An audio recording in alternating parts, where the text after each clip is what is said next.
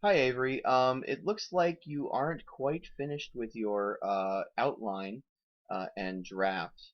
So I'm going to give you some comments on what you've got written in your outline because, as I'm sure you know, once you've got your outline, you've essentially got your essay. All you have to do is copy and paste what's in these boxes in order down into the final box below.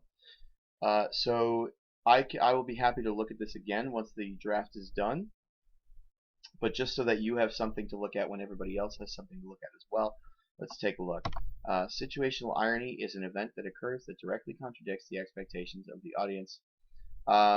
You can end that sentence right there. That can be just a period at the end of that, and you'll be fine. The Interlopers is a story about two families who have been fighting, and they meet in the woods, and when they become friends and cooperate, they end up dead. So this is a very it seems like you're trying to cram a lot into one sentence here. I know that I've said that it needs to be brief, but you can take a little bit more space. So what you might want to do is The Interlopers is a story about two families.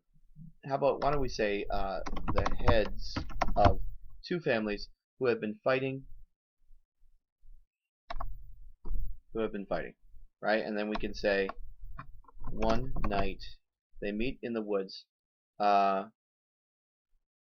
and when they become friends and cooperate, they end up dead. Why don't we say and unexpectedly, because it is quite unexpected, uh, become friends, and then we can end that sentence right there. Okay.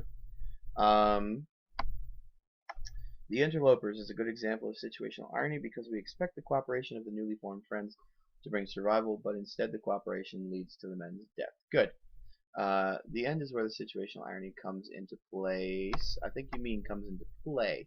I've never heard of a phrase that comes into place. I know this because the article says, and that's all you got so far, so we'll leave it at that.